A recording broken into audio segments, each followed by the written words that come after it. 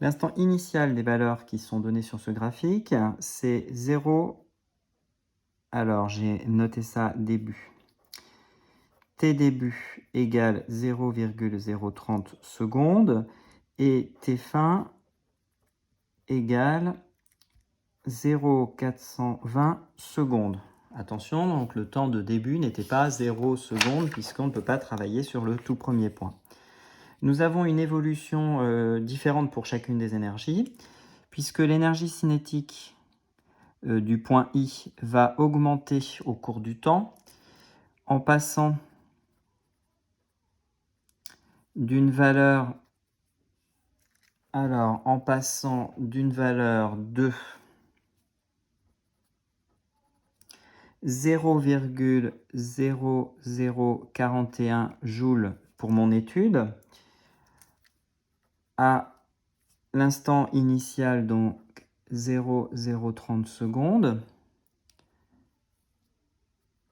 pour l'instant 0,030 secondes, à une valeur de 0,094 joules. On a demandé d'arrondir les valeurs à 4 chiffres. Je peux donc mettre 4 chiffres significatifs ici. Enfin, pas 4 chiffres significatifs, pardon, mais 4 chiffres après la virgule. Pour un instant qui est de 0,420 secondes.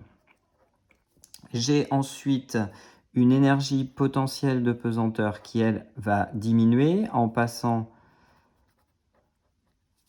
d'une valeur qui vaut 0,0882 joules pour un temps de 0,030 secondes à une valeur de 0,0059 joules pour un temps de 0,420 secondes.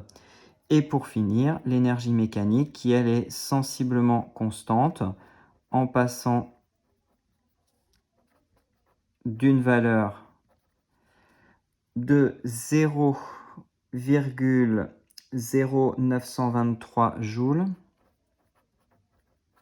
pour l'instant de départ, c'est-à-dire 0,030 secondes, à une nouvelle valeur de 0,0999 joules pour une valeur de 0,420 secondes.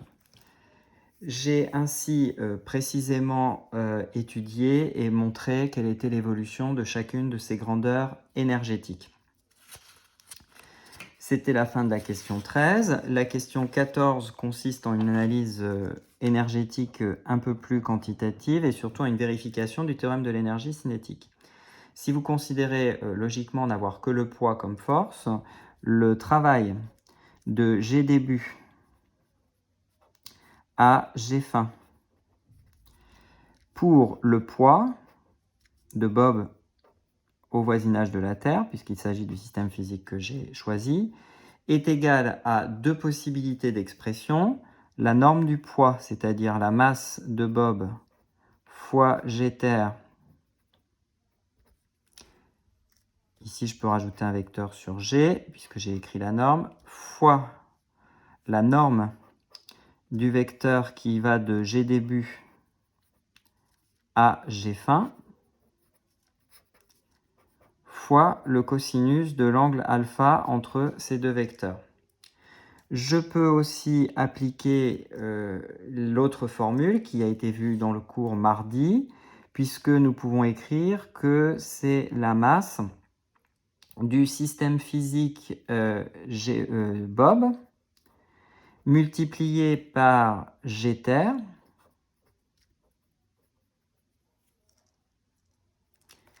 multiplié par Z début moins Z fin. C'est plutôt cette formule-là que je vais retenir, sauf qu'ici, il ne s'agit pas de Z, mais de Y. L'ordonnée a été notée ainsi depuis le départ. J'applique donc la formule de cours à la situation que nous avons. Et nous pouvons voir alors que nous avons une masse de Bob qui était donnée dans la première page du fascicule, 7,9 grammes.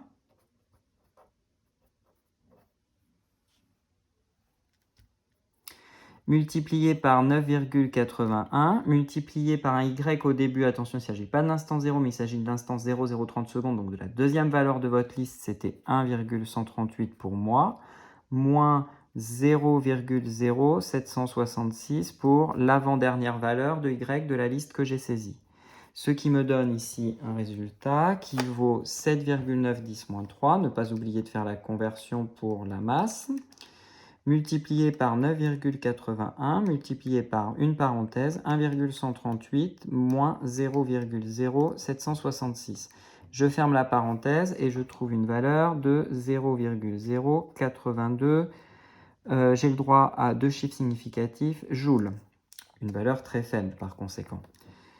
Et si je compare cette valeur à la variation d'énergie cinétique sur le même intervalle de temps, je vais donc prendre l'énergie cinétique finale moins l'énergie cinétique initiale. Par souci de notation, je vais noter ça du début, par souci de cohérence de notation. L'énergie cinétique, à la fin, on a 0,094 joules. On a une énergie cinétique initiale du début qui vaut 0,0041 joules. Ici, j'avais rajouté un 0, donc 0,0940, pour avoir le même nombre de chiffres après la virgule. Cela nous donne 0,0940 moins 0,041. Cela nous donne la valeur de 0,0, en arrondissant à 2 chiffres, 90 joules. Si je compare les deux valeurs, je vois que la variation d'énergie cinétique n'est pas rigoureusement égale au travail, mais est quand même très sensiblement proche. Je peux donc invoquer toujours la même cause et surtout préciser peut-être éventuellement ce qu'il en est. Aux incertitudes de mesure et de calcul près,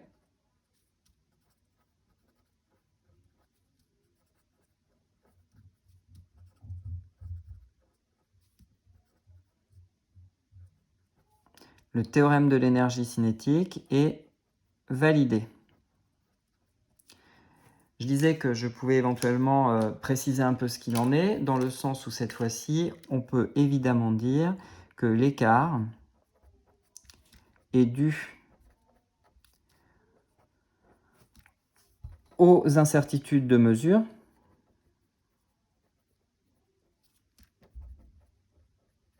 entre parenthèses, pointage vidéo, hein, tout ça c'est cause d'erreur, pointage vidéo. Vous faites évidemment une erreur lorsque vous définissez l'échelle, qui a une incidence lourde sur vos résultats, etc. Mais aussi, cet écart peut être dû aux forces négligées, et qui ont une incidence sur les résultats obtenus. Voilà pour cette correction d'activité. La deuxième partie, vous l'avez soit faite dans le temps imparti, soit vous aurez un petit peu de temps la semaine prochaine pour la finaliser. Je vous souhaite une très bonne fin de journée. À bientôt.